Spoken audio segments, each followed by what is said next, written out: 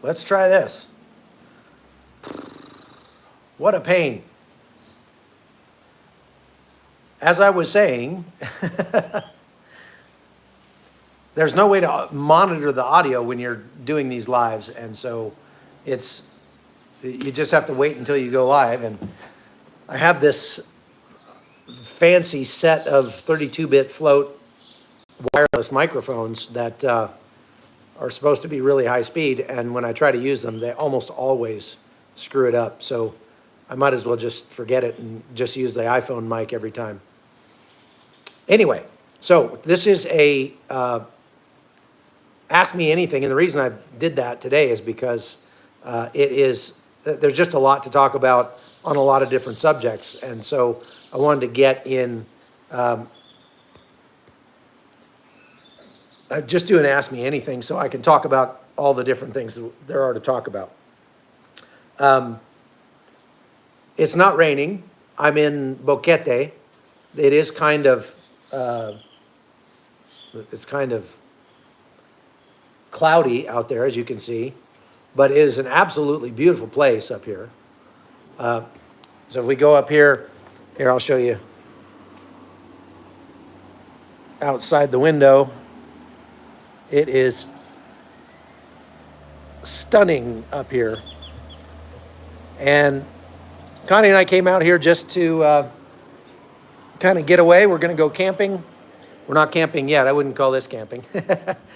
We're going to go camping, and Connie's got some things to do out here, and I can work from anywhere. So I'm just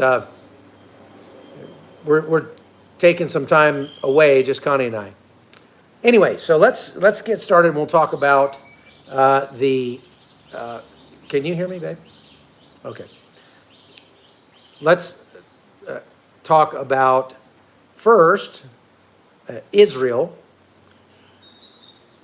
What's your favorite pistol as a vet? Christian News Junkie. Thank you, Christian News Junkie. Okay, here come the questions already. My favorite pistol is probably a Glock 43 or Glock 17. I like Glocks. I know they're simple. There's a lot fancier guns, a lot more expensive guns out there, but I like them. How many times a year do you fast? It just depends. Sometimes I will fast once a week on Sundays. This year I fasted for an entire week at the beginning of the year. Sometimes I'll just do intermittent fasting. So just depends. Okay. Do you think the border crisis awareness now is too little or too late? Yes, I think it's too little, too late. It's not that people are not aware there's a crisis. It's that the people who can do something about it are not willing to do anything about it. That's the problem. So what are your thoughts of the assaults on the NYPD? Well, I think those people should be rounded up and put in prison. And then after serving their time in prison, they should be deported and never allowed back into the country. I mean, you don't assault cops. That's all there is to it. Did you like visiting Texas? Of course, I love Texas. What did you know about the huge bridge going into the Darien Gap? Okay, that's a good question. So we did find them building a large bridge going into the Darien Gap. Can you see that bridge from here, honey? The one that I don't think you can see it. There's a similar bridge going across the river right here in front of me. And I think perhaps it looked, as they're building it, it looked bigger than it actually was. And however, it opens up the Darien Gap in a way that has never been opened up before. And because of that, I think that it will have a deleterious effect on the Darien Gap in that it will open it up for logging, for farming. So that means cutting down the jungle, which is not a great thing. And a lot of those logs don't go to Panama, they go to China. And the Panamanians didn't even know this was happening. And so now Panamanians are all kind of up in arms about this and this bridge. The reason I don't think it will immediately affect immigration is because the location of this bridge, it would cause the migrants to have to go further to get to the bridge to cross than they do just to cross the isthmus as they are right now. So it's not really that big of an issue. Do you carry your pistol on you outside the U.S.? Sometimes.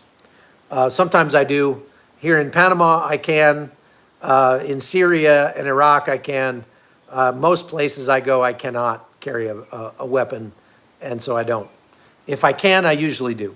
Question, is that a leaf on your window? Yes, it's a leaf so that the birds don't whack the window that come flying in up here. Did you see the protesting in Dripping Springs and press conference? I didn't see the press conference from Kansas. I did go to as you know, I went to the thing in Dripping Springs and then left shortly after that. Let's see. Question, Chuck. Drugs on the border, has there been any evidence of drugs coming across the border between the ports of entry? Yes, there's tons of drugs coming across the border between the ports of entry. I would say the majority of the drugs that come across the border into the United States come across between the ports of entry. Have I read Unrestricted Warfare? Yes, I have. Good book. Can I rent a room? Haha. Yeah, isn't that pretty up here? This place is amazing. I mean, you got to. We're gonna go hiking after this is over. But look, I just want to show you out here for those of you who just got here. Look at this. Is that not gorgeous or what? This place is incredible. It's about 75 degrees, clean, crystal clear air. You can hear the river down there. You can hear the birds singing. We're up on the second floor, so we can watch the birds. It's just really, really beautiful place to come on vacation. This is not where I live. We're just vacationing for a couple days up here. How do you supposedly balance your family life and busy career? Well, that's what I'm doing here. I've brought my wonderful wife over here, and she's over there moderating.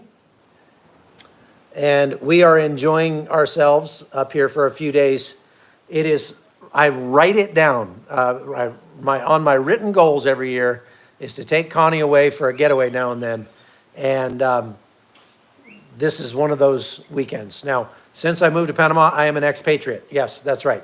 And that doesn't mean I'm not a patriot in the United States in that sense of the word. An expat is somebody who moved out of their country of origin. And so, yes, I'm an expat. We've lived in Panama for about 11 years. How could Panama not know it was happening? Well, I'm not saying the government of Panama didn't know the bridge was being built. I'm saying the people of Panama didn't know the bridge was being built until we started reporting on it. And then now they're really up in arms about that. And as well, they should be. You know, Panama, they had these crazy, back in October, they shut down the whole country because of a mine out in the middle of the jungle, out in the middle of nowhere, that was already there. It had been there for 10 years, and they were just mad. They thought that they were, stealing their resources, which they weren't. They were buying their resources. But they got all mad and shut the whole country down about that. But they're not shutting the country down over the fact that they're opening up the Darien Gap so that they can be logged off and farmed and all the trees cut down. That's not good. Okay, so let's see. Are you still an American? Yes, I'm still an American. I am a resident of Panama, legal permanent resident of Panama, but I still have my U.S. citizenship, and that means I still pay a heck of a lot of taxes in the United States. And if I were to, so this is how it works. You could move out of the country and still be a U.S. resident. And then you're actually a tourist in that country you move to until such a time as you decide to, change that status, right? I'm going to turn around here. So then you're just a tourist in your resident country. Or you could get residency in that country, which means you are no longer a resident in the United States and you don't pay taxes in the United States, in state taxes. but you still pay, if you're an American citizen, you still pay taxes to the federal government, no matter where you live, for as long as you're an American citizen. And the U.S. is one of only 2 countries that actually does that. In the world, the U.S. and Liberia. All the other countries, like if I was a citizen of the UK, let's say, and I moved out of the UK, thank you, John. If I moved out of the UK, then I would no longer pay taxes in the UK, even though I was still a citizen of the UK. But the United States doesn't work that way. They tax you on your global, worldwide income forever, as long as you're an American citizen. And so it's still expensive, but I do save money on taxes because I don't pay state taxes, and I get there's a loophole. It's not a loophole. It's a legal way for me to avoid paying as much in taxes, called the foreign earned income exclusion, because most of my income comes from outside the United States. I can write off, between Connie and I, up to like 200,000 plus a year and pay no federal tax on that, although I still have to pay Social Security and Medicare, which comes out to about 15%. So as it turns out, even though I am no longer a resident of the United States, I still pay about 36% of my income to the federal government of the United States, which is, if you ask me, far too much. Have I ever been to Russia? Yes, I have been to Moscow one time, and that's the only time I've been to Russia, and will probably be the only time I'll ever go to Russia because of all the reporting I did from Ukraine. Probably wouldn't be safe for me in Russia anymore. What are my thoughts about the Ukraine situation with Russia? Okay, I wanted to talk about that. Thank you for bringing it up, John. Russia, they say, is gearing up for a big push into a little town near Kharkiv, I think it's called Kupiansk or something like that. Thank you, Ursula, very kind.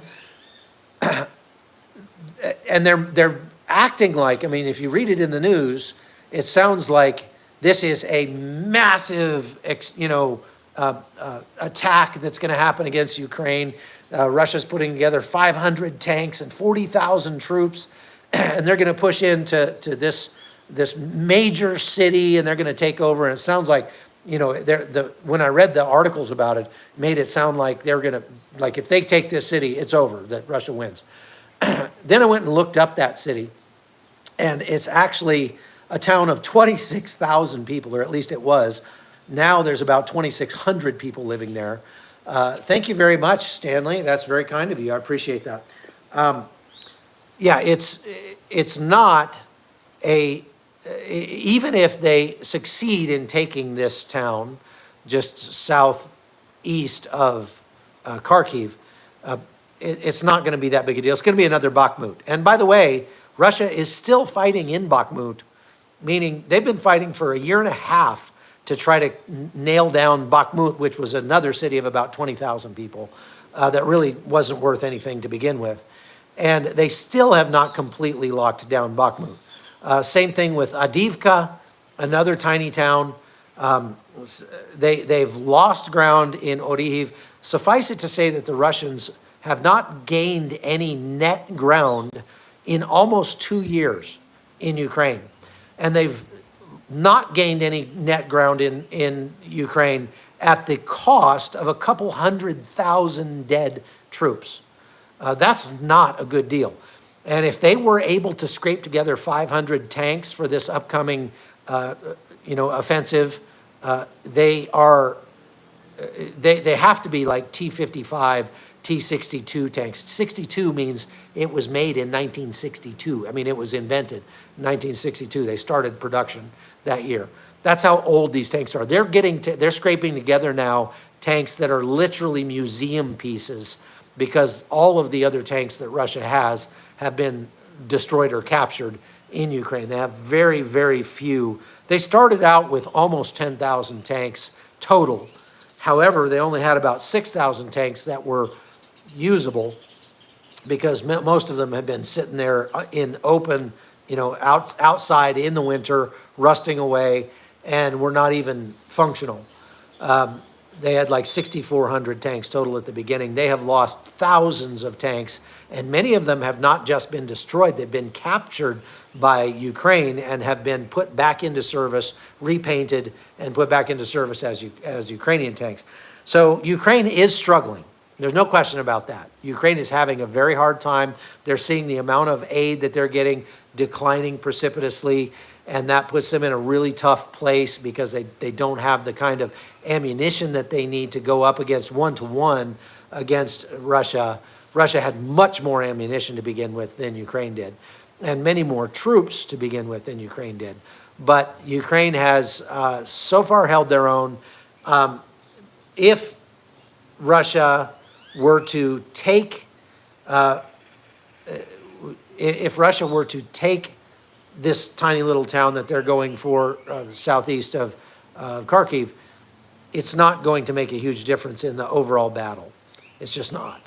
Now, Russia is, the troops that they're putting into the field now are not highly trained troops. They're reservists mostly. These are people that have been drafted, that don't want to be there.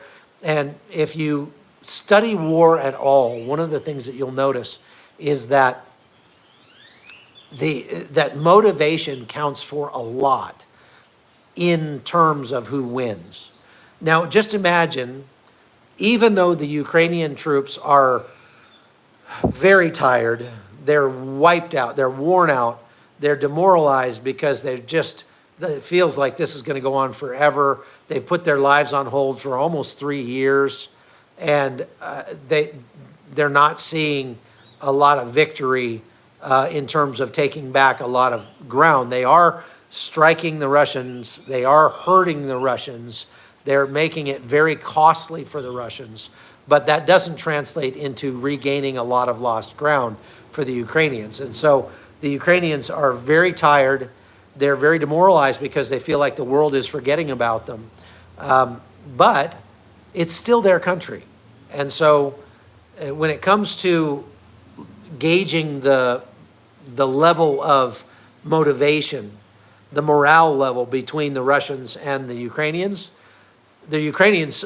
morale is still far above that of the Russians. The Ukrainians' motivation to keep fighting is still far above that of the Russians, because the consequences for the Ukrainians if they stop fighting is they lose their country, they get subsumed into Russia, and what happened to Izium, what happened to Irpin and Bucha is going to happen to the rest of Ukraine as well. What happened in Mariupol is going to happen to the rest of Ukraine as well. That means massive, deaths, executions, people being tortured and put in prison. Russia has not been kind. Thank you, Michael. Russia has not been kind at all to the parts of Ukraine that they've taken over. And so Ukraine has a very vested interest in continuing to fight. Meanwhile, the Russians have lost 300,000 casualties, and more than 50% of their total combat effectiveness as a military, their entire military, half of it has been wiped out. It's gone. And because of that, the guys that they're sending into the field, they don't want to be there. They never wanted to be there. They just want to go home. And they're not happy about anything about this war. They don't care whether or not Russia takes over Ukraine. They have no vested interest at all in making Ukraine part of Russia. And no, Ukraine has not lost over 400,000 troops. That's not true. Ukraine has been much more forthcoming with the numbers of losses. They haven't been completely transparent, but they've been much more forthcoming than the Russians have. And there are third-party organizations out there that don't have an interest in either side, that are open source intelligence organizations that have gone back and looked at the number of casualties on both sides by going to cemeteries, by going to looking at photographs and videos that are coming out, things like that. And what they say is that Ukraine has lost somewhere around 125 to 130,000 troops, not 400,000. If you want to count wounded, you could theoretically say that they've lost maybe 250 to 300,000 if you include dead and wounded. But if you do that with Russia, Russia has lost close to 500,000 at that point, as far as dead and wounded goes. And so it's just bad all the way around. Nobody wants this to continue, but Ukraine must keep fighting to try to take back the areas that Russia is still holding in its country. So somebody asked, do I do investment counseling? No, I do not, and I will not. If you were Biden, how would you handle the Israel-Hamas conflict? We'll go to that in a minute. Let's see. Why have I chosen to live in Panama? I'll get to that in a minute. How would I handle Iran? I'll get to that in a minute. Somebody was asking about the funding of Ukraine, whether or not it's worth it for the United States to keep funding Ukraine. I personally, I mean, you can disagree, but I personally think that it's a pretty good deal for America. The funding that we have given to Ukraine has enabled the United States to severely degrade one of our two biggest adversaries. That's worth something. It's allowed us to learn a ton about the capabilities of one of our biggest adversaries. That's worth something. It has done a lot of good for the American oil industry, despite the Biden administration's best efforts. And so that's a good thing. And it has moved the technology forward for warfighting in a way that hasn't cost America anything in terms of blood of our soldiers. We haven't lost any soldiers in this fight, but we have learned a ton about the capabilities of, say, drone warfare and things like that. So because of those things, and the vast majority of the money that's been spent gone toward the Ukraine war has not actually gone to Ukraine. People don't understand that. But the vast majority, I'm talking about 2/3 or more of the money that we've spent to assist with the Ukraine war has been to pay American companies to manufacture materiel that goes to Ukraine, meaning it has created a lot of jobs in the United States. A lot of for example, the money that's been earmarked for Ukraine hasn't actually been spent. It's been earmarked it's been turned into loan guarantees for our allies. So you say like Lithuania or Poland or Hungary, we've told them, hey, if you will turn over your old Soviet era weaponry to Ukraine, then we will give you loan guarantees if you want to buy F-16s or if you want to buy American-made hardware that is compatible with NATO. And so then Lithuania, Poland, Hungary, countries like that, Finland, they go buy, they buy weapons from the United States, which creates jobs in the U.S. They're spending their own tax dollars to do it, and we're just backstopping them in case they can't pay. And most of the time, the United States doesn't actually have to make good on that money. So that's literally tens of billions of dollars that we'll never have to spend. There have also been more than $10 billion of the money we've given to Ukraine that has actually gone to pay for U.S. troops to be in the region. So we paid for U.S. troops to go to Poland, to go to the Netherlands, to go to Hungary, to go to Romania. And that doesn't benefit Ukraine directly. That just goes to pay for U.S. troops. That helps to meet our obligations to NATO. Now, if you're one of those who says we shouldn't be giving any money to Ukraine, we should never give $1 to Ukraine, we should be giving it all to homeless people in the United States. Let me ask you this question. Do you want the United States to be well respected in the world community? And if you do, if you don't care, if you think, well, the United States should just be completely isolationist, we should have nothing to do with the rest of the world, screw the rest of the world, we should just only focus on the United States, well then, okay, we shouldn't give any money to Ukraine. But if you think we should actually have a role to play in the geopolitics of the globe, if you think we should stand up to our commitments to our allies, especially in NATO, then we sort of have to spend money on the Ukraine war, because it's one of those pay me now or pay me later sort of things. If we don't give money to help with the Ukraine war now, then we will be running out on our commitments to NATO, and we will be pulling back on our influence in that region. And if our influence wanes in Europe, then whose is going to take the place? Who's going to fill that gap? Who's going to fill that vacancy? Well, it's going to be Iran, it's going to be China, it's going to be Russia. It's going to be our adversaries, and Turkey. And so if you want Russia and China and Iran and Turkey and North Korea to be more powerful on the world stage, to have more of a say in how the world goes, and you want the United States to have less say in how the world goes, then fine, we shouldn't give any money to anybody.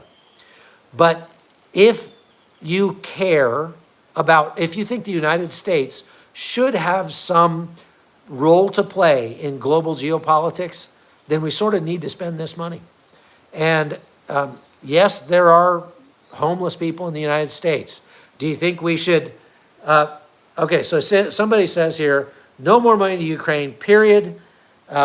Use those billions for Americans. House the homeless people. Yeah, okay, so that's exactly what I'm talking about. You're saying that there's no possible way we could do both. There's no possible way we could spend $14 billion we could spend $100 billion to live up to our commitments to NATO. And we have to only spend money on the homeless. How do we do that? What are you suggesting? Are you suggesting that we write a check to every homeless person? How do you think that would go? Do you think that that would result in fewer homeless people? Well, unfortunately, in my experience, when you pay people who are pay people for nothing, who aren't earning that money, you create more of those people. You exacerbate that problem. You create more of the problem you're trying to address. Okay?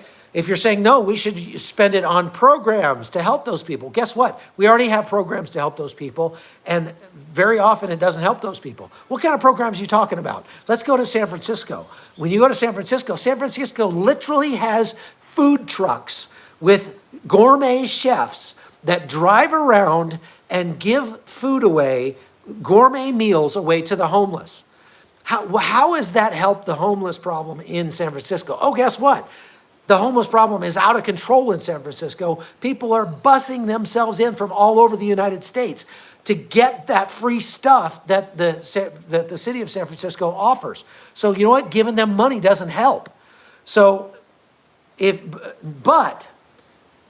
you're saying that we can't do both, there's no possible way we can do anything with our money except only help the homeless except only help the homeless people, I would say, well, you need to run for office because you must have some ideas that the politicians haven't come up with yet.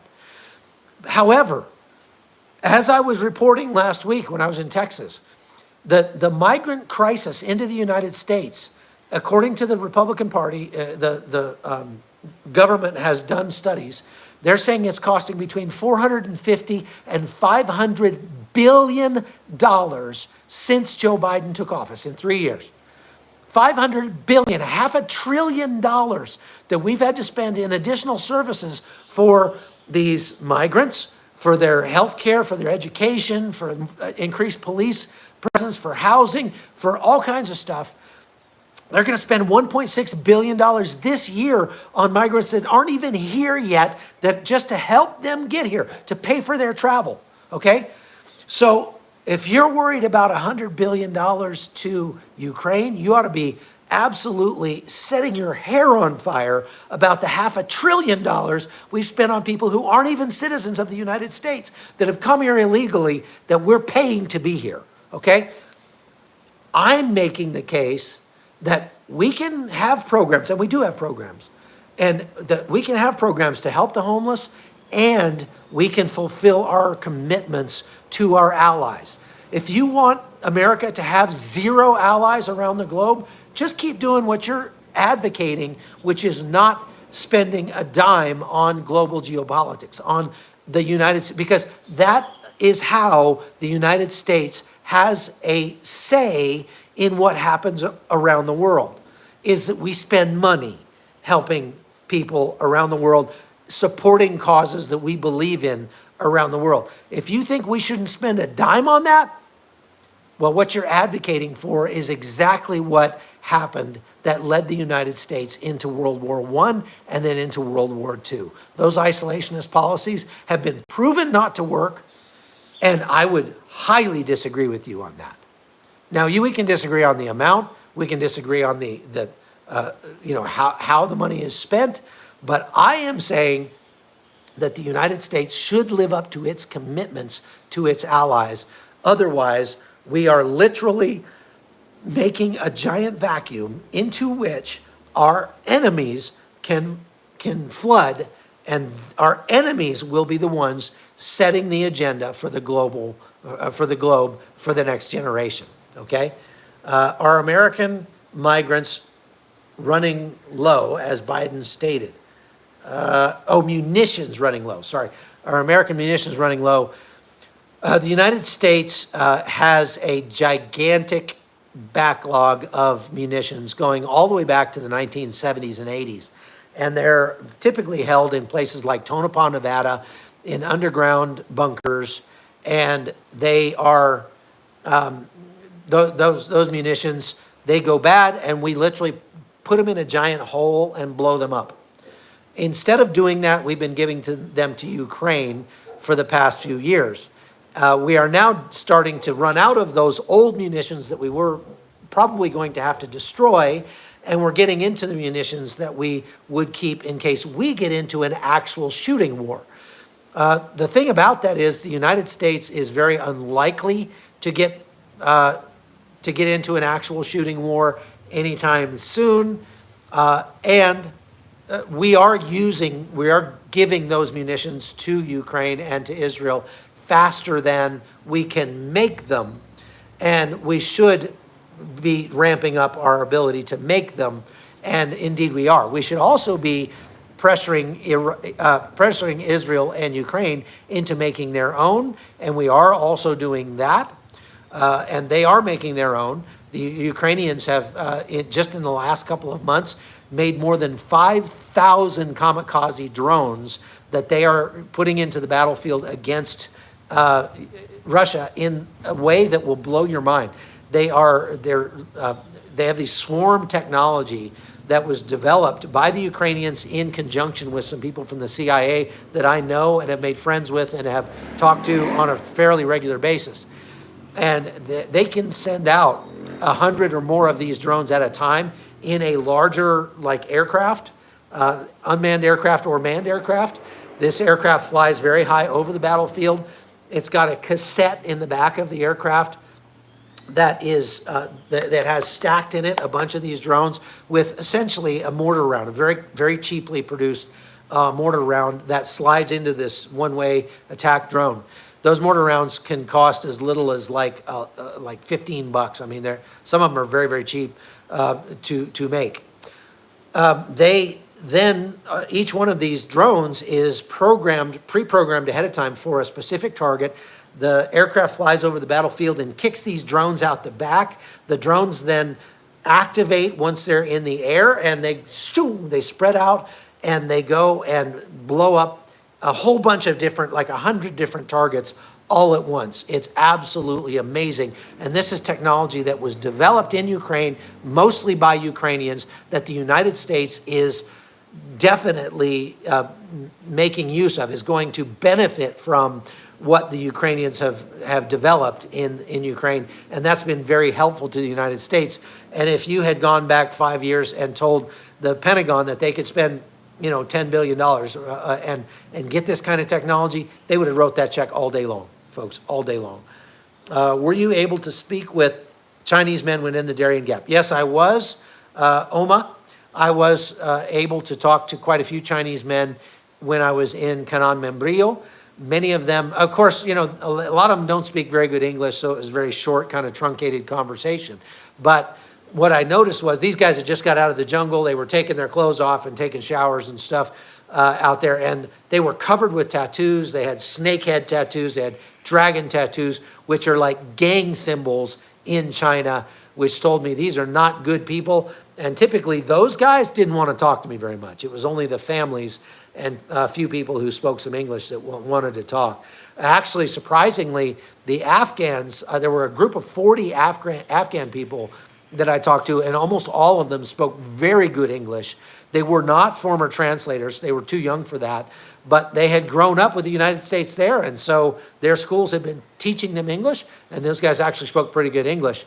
Does Hamas still have U.S. hostages? Yes, they do have a few, and good luck getting those hostages out. Let's hope that they do. Say hello to Sandra. Hello, Sandra.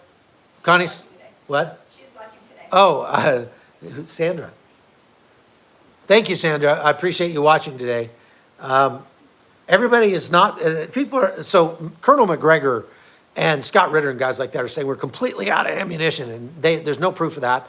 The news, if you actually read the reputable news sources that have come out about the ammunition issue, we're not out of ammo. We have dipped into our long-term active duty supplies of ammunition, and this is not a critical situation for the United States, but it's not great, and we should ramp up our ammo production, and indeed we are. Did I see the 60 millimeter? I don't know what you're talking about. Yeah, McGregor is a clown, I agree. Are you a Nikki Haley supporter? Not really. You know, I live outside the United States and spend almost all of my time outside the United States. I still care very deeply about the direction the United States is going. Unfortunately, I came to the conclusion years ago that the Democratic Party has figured out a way to pretty effectively rig the elections. This is just my opinion. And so I don't put a lot of faith in those elections anymore. Unfortunately, even if they are, state elections, I think that playbook is being followed all around the world. And one of the interesting things that Brett Weinstein brought up when we were out in the Darien Gap, looking at all these Chinese people coming in, is that I don't believe there's a global conspiracy to bring about a one world order, blah, blah, blah, all that, whatever. I mean, that there's like a cabal of rich people who get together in secret and go, okay, how can we destroy the world? Ha, ha, ha, they don't want to do that. But the devil definitely has a desire to destroy the world and to destroy what God has created. And so the Bible says that people who deny God are taken captive by the devil to do his will, which means they don't understand what they're doing. I've explained this a lot before. Yeah, this whole Illuminati thing. I don't think that's really a thing. I did a lot of study on that in college. I think that the people of the World Economic Forum, for example, they all think they're doing good for the world. The people who are pro one world order, one world government, they think that's the best possible thing that could happen for the world. They're not trying to destroy the world. They think they're doing good for the world. And the reason they think they're doing good, wow, thank you very much, Scarlett. That's very kind. Was that a question? No, I don't think, I can't see it.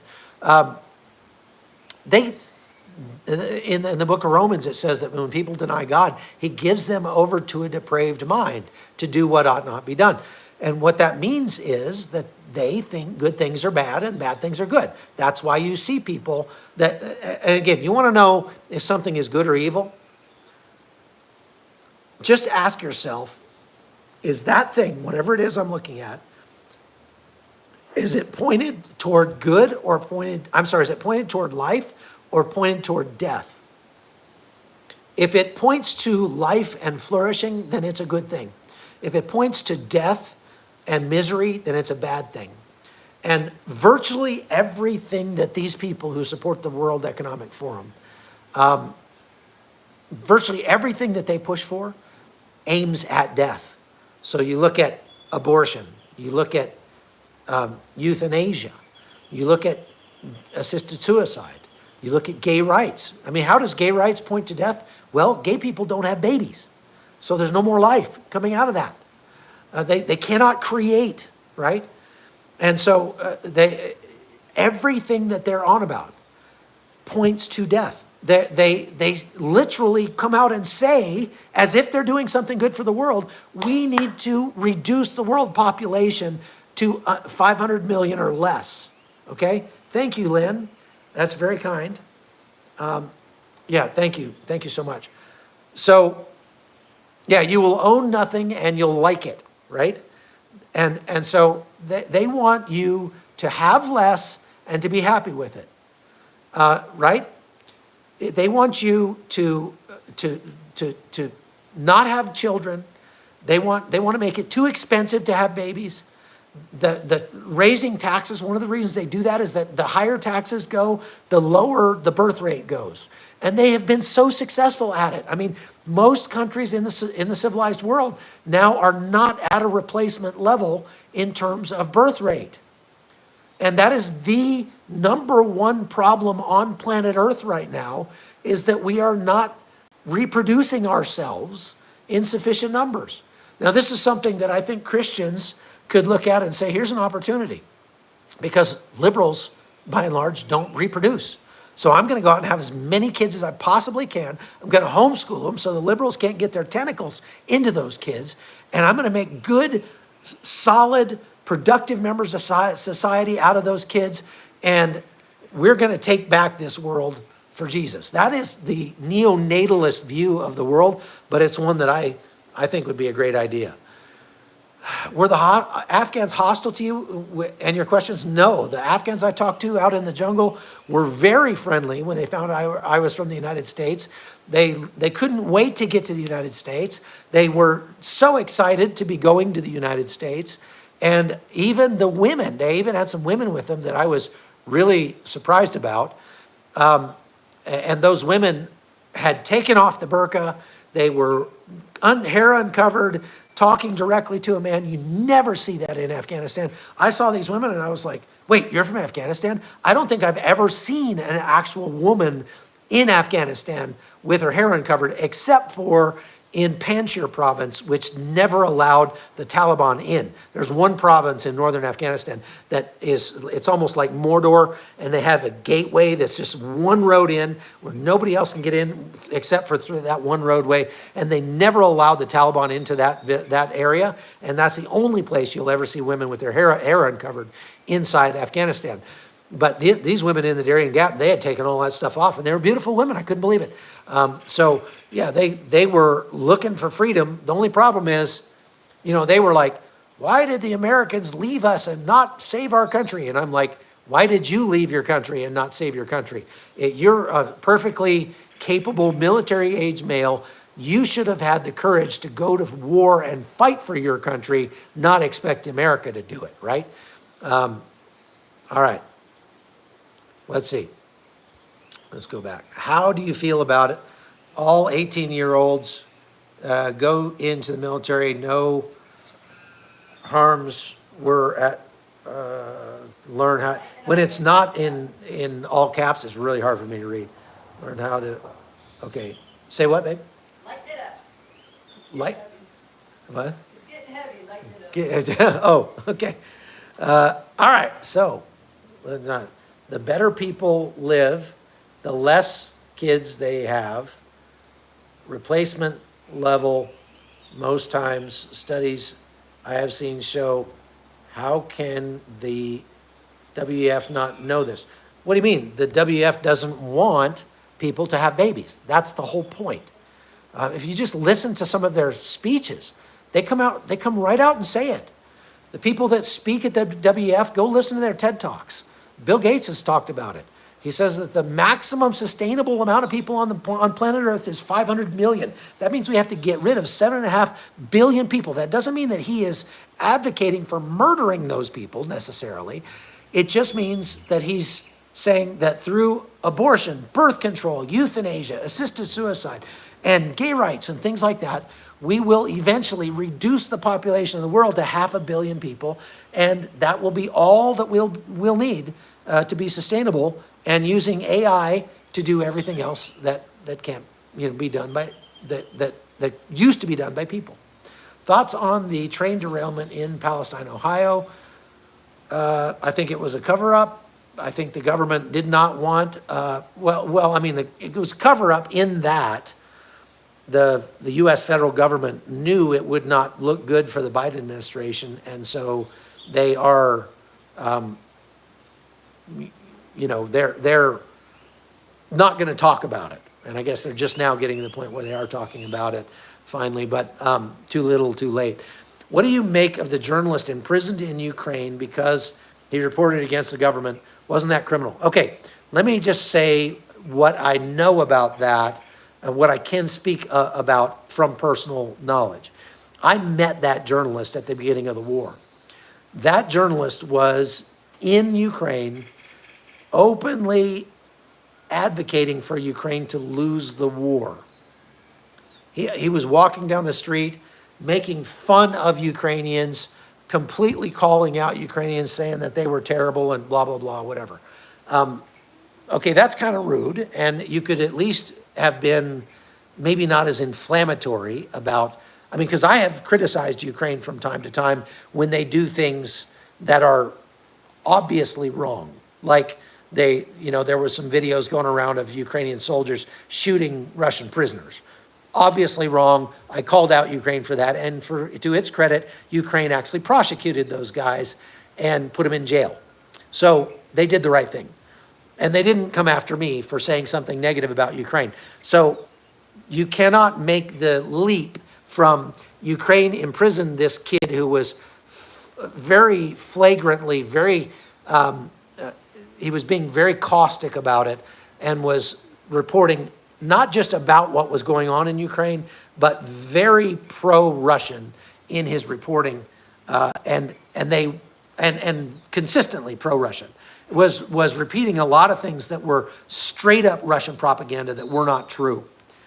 So there came a point where Ukraine decided that he had crossed the line into actually reporting things that could have helped Russia, not just were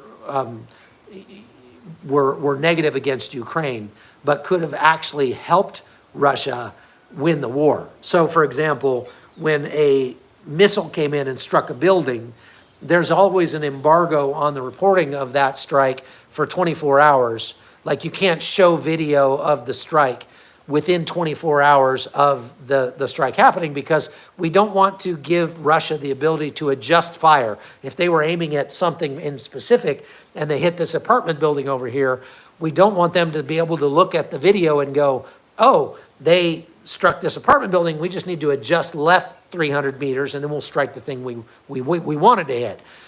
And so that's common in every war zone. You don't tell the enemy things that they don't need to know. If you're reporting from this side, you respect the army that you're near that is allowing you to report there, okay? So if he was, I don't know for sure, but my assumption is that this guy went too far at one point and was reporting things that were literally assisting Russia, like, oh, they just struck this building. Here's some footage of the strike, and showing where it was before that 24 hours had expired. And so he did that one time too many, and they kicked him. They put him in jail for it. I know that I've seen quite a few reporters in Ukraine who were not pro-Ukrainian reporters, who were reporting things that were not flattering to Ukraine. However, I have not seen Ukraine putting all those people in jail, just this guy. So that's the reason I'm saying this guy probably crossed the line somewhere. And I don't know exactly where. I haven't, looked into it that much, but that's why I believe he was put in jail. And if he went to jail and he died there, well, you can imagine he probably would not have been very popular with Ukrainian citizens who were in jail with him. And so, it sucks to be him. And if he died and he was not given proper medical attention, that was wrong. Ukraine should have gone out of its way to show purity of arms, to show their integrity by taking extra good care of this guy. And, the Bible tells us that we should pray for our enemies, that we should do good to those who hate us, because in so doing, we will heap hot coals, burning coals on their heads. And there's a reason for that. Ukraine could actually have used that as a information warfare win by treating this guy much better than he deserved to be treated. But instead, he ended up dying in custody, and that doesn't make Ukraine look good. Now, what do you think about Vince McMahon and his lawsuit? I don't know anything about that. Somebody was asking about biolabs in Ukraine. I posted the link. Okay, thank you for, my wife posted a link. There are no bioweapons labs in Ukraine, folks. There were labs in Ukraine that were supported by the United States. A lab is very, very different from a bioweapons lab that exists to create bioweapons to be used against Russia or something like that. There were nothing of the sort in Ukraine. I tracked that down. I went to the location of the supposed bioweapons labs, some of them, and found that they were veterinary clinics, and they were things that weren't even labs at all. So I put up a video about that. You can go watch my video from the site of one of these supposed bioweapons labs and see what I had to say about that. But suffice it to say, that is a ridiculous Russian propaganda, okay? Is Zelensky corrupt or a good guy? What I think about Vladimir Zelensky doesn't matter near as much as what his people think about him. And his people, he has a 90+% approval rating. So I could say he's a dictator. I could say he's corrupt. I could say he's a horrible person. Doesn't matter. His people absolutely love him. And they are who matters, right? So if you think he's corrupt, well, I would ask you to look at your sources, to post your sources as to why he's corrupt. When I have asked other people to do that, the sources that they've come up with have had more to do with the corruption of the Biden administration using things in Ukraine, not necessarily tied to Vladimir Zelensky, to do corrupt things. Using corrupt oligarchs in Ukraine for their own benefit, the Biden administration. And so far, the people that I have met who know Zelensky personally, I've met him personally a couple times. I wouldn't say I've gotten to know him, but I have met him, and he seemed to be a good guy when I met him. But I have gotten to be good friends with some people who know him intimately, who have known him since he was literally like in high school. And they say that he's a regular guy, and he's really more of a Trump-like figure to people in Ukraine than anything. So if you think Trump's a good guy and you think Zelensky's a bad guy, then you're kind of being contradictory, because the people in Ukraine like Zelensky, like people in the United States like Trump, and for the very same reasons, because he upset the apple cart of corruption in his country, okay? Thoughts, please, about the bioengineered meat, chicken, beef, pork. I won't eat it. Okay, I won't eat it either. How about that? And I've been eating pretty much vegan so far this year, trying to get a hold of my cholesterol. Am I showing up in chat, or have I been deleted? No, you're showing up in chat. I see you. I think the remaining, so I can't read it because it's not all caps. Chuck, how can we, as the people, USA, put an end to the madness? Good question. I don't know that you can. I'm just being honest. I don't know. I mean, to me, the United States is pretty far gone. And there comes a point when you're going down the river toward the waterfall, when you haven't quite gone over the edge of the waterfall yet, but you are at the point where the current gets so strong pulling you toward the waterfall that it's impossible for you to turn around and go back upriver. And I think we have reached that point in the United States. That's just my own personal opinion. I still think we should do everything we can. We should vote. We should agitate. We should try to get the word out. We should defund agencies that we don't like and pressure our Congress critters to do the same. But honestly, I think it's pretty far gone. And I say that as somebody who doesn't go to the United States all that much. And so when I do go to the United States, like I'm not the frog in the pot of boiling water. I notice how much hotter it's gotten since the last time I showed up. And it is getting pretty darn hot right now. Do I feel safe in Panama with all the migrants going through there? Yes, the migrants don't stay in Panama. The migrants get on a bus in the Darien Gap, which is in the eastern end of Panama, and they drive right all the way through Panama to the western end of Panama with Costa Rica, and they get dropped off. They don't stop in the middle. So we don't see a lot of migrants in Panama because Panama does not want them here, and so it's like a hot potato. They just bust them right through Panama, drop them off at the border, kick them off into Costa Rica, and they're done with them. Very few of them actually stay in Panama for any reasonable amount of time. Why did I move out of the U.S.? Maybe Connie will post the video I did on why I moved out of the U.S. You got it, babe? Connie? Can you post the video why I moved to Panama? Yeah, it's People on are the asking. tree and it's Yeah, you can go to the link tree, which Connie is posting. pinned at the It's top. pinned right at the top of the comments. That link tree, there's a video in there about why, why I moved to Panama. So somebody said, Trump makes his money, Zelensky takes ours. Well, what would you expect Zelensky to do? Now, Zelensky's not an American citizen. Zelensky is the president of Ukraine. Would you expect Zelensky to do what's best for Ukraine, or what he can, to do what he can do to save his country, or just let it die?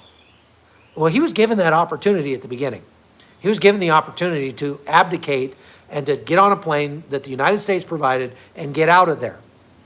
And Zelensky said, I don't need a ride, I need ammunition. What Zelensky was saying was, I would rather stay here and fight for my country, and one of the ways I'm going to do that is to ask everybody in the world to help me because I need it. I don't fault Zelensky for doing that. I don't know why you would. Why would anybody fault Zelensky for doing what he can to save his own country? That's exactly what we expect Donald Trump to do. That's exactly what Donald Trump, I believe, has tried to do, and people laud him for that. Donald Trump has gone around and gone to other countries and said, you need to pay more of your own bills, right? Zelensky is an actor from the poorest country in Europe. Okay, that's not the poorest country in Europe by any stretch. Portugal is poorer than Ukraine is. And he's an actor? Yeah. So was this guy named Donald Trump. And so was this guy named Ronald Reagan. So if you don't like those guys, then I guess you don't like Zelensky either. But personally, I don't see why that's a fault of Zelensky, the fact that he was an actor. You're coming up with these kind of ridiculous objections to why Zelensky, you're saying we should hate Zelensky because he's an actor. Okay, then we should hate Donald Trump. And we should hate Ronald Reagan as well, right? You're going to have to come up with something better than that, man. Keep trying. Listen to the blah, blah, blah. Okay, can't read that. Not in. Have you noticed how U.S. is not putting time limit on Ukraine war, but has on Israel? Yes, I have noticed that. The U.S. is pressuring pressuring Israel to end its war, even though it is much less costly for the United States than the war in Ukraine. And they're not pressuring Ukraine to end their war, although they kind of are. The United States is kind of covertly pressuring Ukraine to come to an agreement with Russia and end this thing because it's gotten very unpopular in the United States, okay? Zelensky is buying yachts. Okay, that is Russian propaganda. There's literally no proof of that. I myself have gone out and have proven, because people show a picture and say, Zelensky just bought this yacht. And you can look at the name of the yacht and you can actually go to yachtfinder.com and look up the name of that yacht and find out that it's owned by somebody besides Vladimir Zelensky. It's absolute Russian propaganda. Zelensky is not buying yachts or houses on the beach in Portugal or anything like that. That is absolute, yeah. Well, Zelensky is of Jewish background. That's why some dislike him, perhaps. So, am I hating on Trump? Not really. I don't hate Trump. I've met Trump once before. I don't think he's the best possible choice that we could have ever come up with for a president. I don't think he's the savior like many people do. Donald Trump is not a moral man, and that's just my opinion. He's not a good person in terms of what I would consider to be a good person. He had an fairly effective presidency simply because he put good people around him. But he could have been 10 times as effective if he had gotten off Twitter and stop letting his pride get in the way and make him do things. Virtually every decision, it seemed like, that Trump himself made, every speech you watch Trump make is pure pride. Pure pride. And he's not a humble man, and I respect humble people. And so while I respect some of the things that Trump did, and I would vote for Trump over any of the other candidates out there simply because he's most likely to get some things done, I still feel like in the United States of America, by God, we should be able to find people of high moral character, high integrity, that would do a very good job based on that integrity and character, who are highly intelligent, that would do a great job for America. And instead, we worship celebrity instead of worshiping integrity.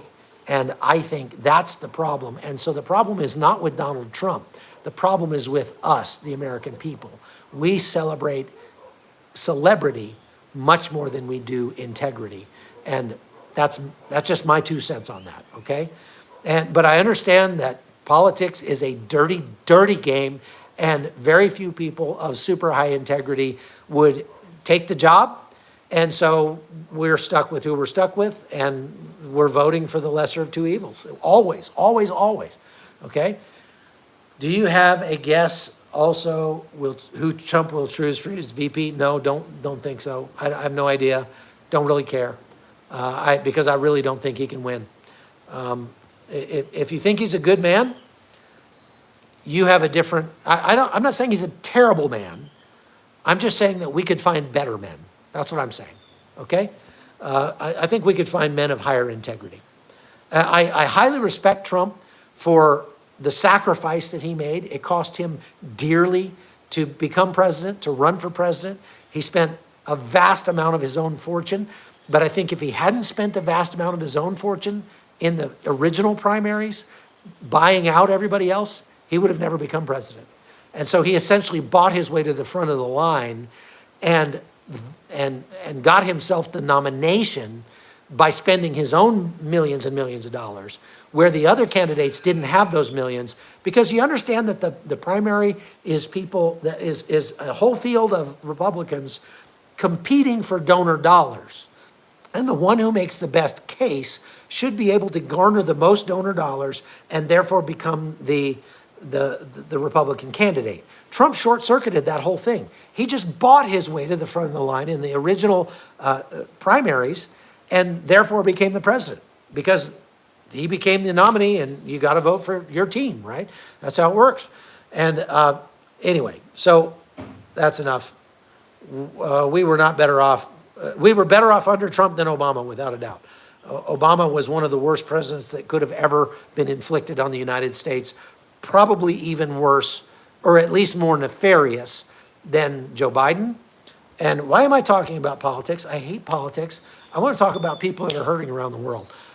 So let's talk for a moment about Israel and what's happening there. And we're already well over time, so I'll do this very quickly. In Israel, I think we are very close that Israel is expecting that it may have to go into Lebanon. They've now moved more than 60,000 additional troops to the north. That's over and above what they already had in the north. And so that says one of two things. That, number one, they are trying to scare Hezbollah into stopping firing rockets across from the north by massing troops up there. Or number two, they are planning to go into Lebanon and make them stop. And probably both of those things are true. They certainly hope that Hezbollah would get the hint and would stop firing rockets. But there are now over 100,000 people that are still out of their homes now, 4 or 5 months after the war started.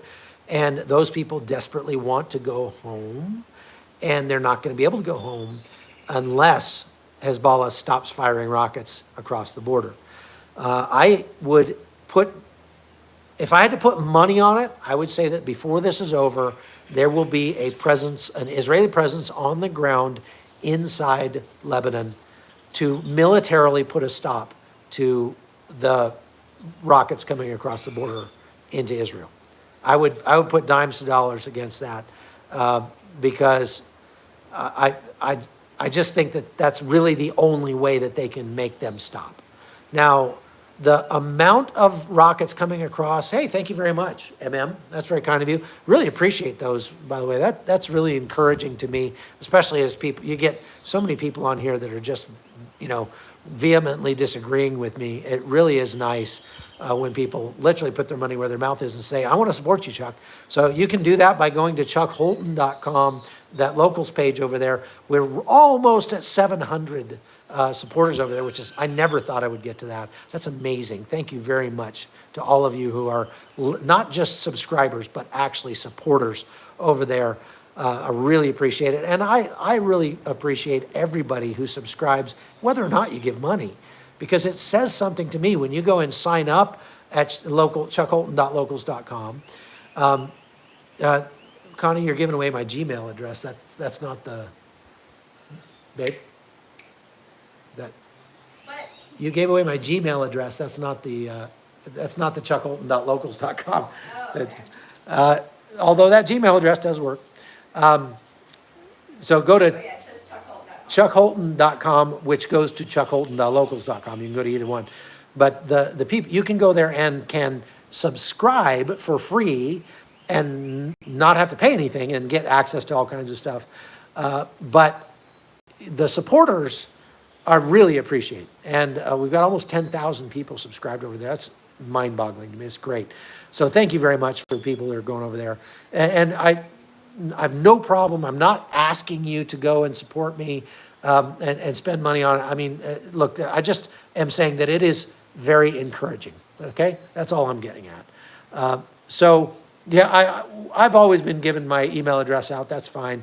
But if I don't answer your email, it's either because I just don't know what to say, or I don't know what to say to your email, or it's not relevant, or I have some people who just, and I want to say this gently, but I love getting email from people. I love corresponding with you. There are hundreds of people who are sending me emails. And so please be respectful of the fact that I'm literally getting hundreds of emails every day. I have people who, once I answer them, they're like, oh, Chuck's my best friend. And they literally start just spamming me with everything that they read on the internet, every article, every video, stuff that has nothing to do with anything I've ever talked about, and not even a note with it, like, hey, I think you'd find this interesting, just like spamming me with all kinds of stuff, songs, and, I just like, delete, delete, delete, delete. Please don't do that. If you're going to write to me, please wait until you have something that you really need me to answer you about. And you don't feel like you need to send me articles. I've got a tremendous number of sources of things already. I do appreciate many of the articles I get from people that are emailing me. I do appreciate them, but most of the articles I get are stuff that I've already seen So just be judicious is what I'm saying.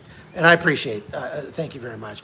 Can't other countries set up tents in food places in Gaza rather than millions our government give to help UNRWA, to help the Gaza? Well, let's hope that the United States stops supporting UNRWA for good. I'm really, UNRWA was an absolute travesty to begin with. And so, yeah, we should not be supporting UNRWA. There are obviously better ways to do that. But again, we have to be very judicious about this. I really think, thank you very much, Cali Fortune. Thank you so much. If you have a question there, I can't really read it. Connie, if that's a question, let me know. Okay. I think that the best way the United States could help anybody, whether it's people that are migrating, whether it's people in it's UNRWA, Relief and Works Agency. Explain what UNRWA is. UN Relief and Works Agency. It's a UN agency specifically to assist Palestinians. It's one of the largest relief departments of the UN, and it supports one of the smallest groups of people that the UN helps. They're very highly funded, and they use most of it to assist terrorists. It's really, really bad. So now I lost my train of thought. I forget what I was saying. Question: does Israel have enough manpower, woman power, for all of these battles? Yes, they do so far. They're not asking for troops per se. They've got enough people. They need more equipment and ammo. You've got many people who respect your opinion, so maybe that's why some start bombing your email box. Yeah, but it's not that. If people have a question, man, all day long, ask me questions. That's great. What I'm saying is I'm getting people who are sending me like cartoons and games and articles that have nothing to, articles about sloths and like weird, like just stuff that has nothing to do with anything. Like, and not once in a while, I have people like that are literally sending me 15 or 20 articles a day that have nothing to do with anything. And that's what I'm saying is like, if you're one of those people, I love you, man, but please be respectful of my time. Just keep in mind, you're not the only person that's sending me email. That's all I'm saying. And I'm trying to be as gentle about that as I could possibly be. Do you ever take a day off and do no work? Yeah, I do. Mostly on Sundays. When does that happen? But Sundays, usually. I didn't do any lives yesterday. How do you donate money when you do not do online banking? Good question. I'm not sure about how to do that. Send a check. Yeah, I mean, you could mail a check maybe, but I don't really know. I don't know when's the last time I cashed a check. How will the cancellation of the copper mining contract affect Panama's economy? Good question. Thank you for that question. It will dramatically hurt the economy here, and it already has. The economy here in Panama, about 40,000 jobs were directly dependent on that mine, and those jobs are going away. Because of the shutdowns all across Panama, that really, I think, harmed Panama. It is almost crushed their foreign tourism. So the number of foreign tourists coming to Panama has dramatically decreased. The bond rating for Panama has been slashed. And so what that means is that if Panama needs to borrow money, their interest rate is going to go up. And so it's been bad in a lot of ways for Panama. I respect your message. I see you being very truthful. I respect your prayers at the end of your messages. Jesus loves you, so do we. Okay, good. Thank you for that. I appreciate that. When I was in Texas, I had a ton of people who were coming up to me at the rally in Dripping Springs who had been watching me and they all said the same thing. And I really appreciate that. That's really amazing. I got noticed by somebody here in Boquete today. I couldn't believe it. I got noticed on the airplane the other day coming home. Somebody had been watching my stuff. It's really cool. Okay, I write checks for most stuff. I'm old school. That's pretty old school. I don't think I've written a check since 1994 or something. Where are you going next? And what is the cause? I want to see what's next. Okay, what's next right now? The next thing I have on my agenda is Burma. I'll be heading to Thailand on the 15th, and from there into Burma, where I will be linking up with the Free Burma Rangers, and I will be probably off grid for at least most of 2.5 weeks. So you may not hear a lot from me directly, at least in terms of lives, for that, for a couple of weeks. I will have videos I'm making beforehand that we're going to be putting up, and I will be able to probably get some videos out while I'm in there, but just not live videos for security reasons and things like that. Stay tuned for that. There's a huge war going on in Burma and a lot of Christians being killed there. How are the girls in Colombia? They are doing better. One of the girls that you all helped while we were there, when we went to Cartagena, you guys remember, if you go back and watch those videos, we helped Olga get a business started, a little micro business, a little food cart that she takes out on the street and makes hot dogs and fries, plantains, and stuff like that. And she went from making like $3 to $5 a day begging to making like $100 a day with her new food cart. So much that she only is working right now Friday and Saturday and Sunday nights because she can make enough money for the entire week. And she's able to help her extended family, her mother and some other people, because of what she's making. Now, not all of that is profit. Some of that $100 a day, actually a large part of it, has to go towards replenishing her stocks so that she'll have things to sell for the next time. But you guys made a huge difference and literally changed the lives, not just of Olga, not just of the 7 kids that Olga is taking care of, but of it's probably about, there's about 25 people that we were able to help while we were there in Cartagena, and you guys did that. And not only did you help them while we were there, but you gave enough that we were able to continue helping them when they had needs, like, we're helping to pay for a lawyer to try to get the 2 moms out of jail that are in jail, have been jailed unjustly, things like that. And so I'm able to pay those bills and get those going, and so help the girls get their kids into school and help the little mama that had a baby and stuff like that. The girls got a fridge, and her mother got a fridge. Her mother had not had a fridge for 5 years, and you guys bought her a refrigerator. And she is just ecstatic about that. The mom says, this is like the grandma really, sends me love and blessings like almost every day, thanking me for what we did for her. So that was really really awesome what was done for those ladies. How's it with the lady who owns the hotel in Israel? Well, I haven't spoken to her since we were able to help her. We were able to give her 6,000 shekels, which was like renting out her entire hotel for a few days. And she was blown away by that. You can go back and listen to the video where she just thanked me over and over and over and over and over again. She was so grateful. And I just got contacted by one of our viewers yesterday who wants to go to Israel. She's like, I'm old and I want to go before I die, so I'm going to Israel like soon, and I want to stay in that hotel. So she's going to go help that lady. So I guess we're still helping that lady, and that's really good. And that's the whole purpose of this as we wrap this up. The Hot Zone is about not just talking about the issues of the day, not just educating you on the wars and disasters and crises around the world, but when you talk about wars and disasters, it's pretty depressing because you're just hearing all the bad things that are going on, and you really don't get to do anything about it. And,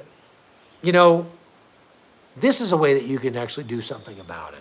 With this technology, people can literally go down there and hit those 3 buttons at the bottom of the screen and can do a super chat or a super thanks. So they can go over to chuckholton.com and support me that way financially. Send money through Linktree, through PayPal and Venmo and all that stuff that's on the Linktree account. And you can directly help the people that we are trying to help. And it's not about me making a ton of money. This is about you being able to reach through the internet and directly help people who need it, who are having their worst day. So that's what the Hot Zone's all about, and I appreciate all of you for watching. So thank you very much. Please hit subscribe if you haven't done that, and go hit that like button while you're at it. There's 700 and something likes, a couple thousand people online, or it looks like, 1,200 people online. So please do that. Take some time and go hit that like button.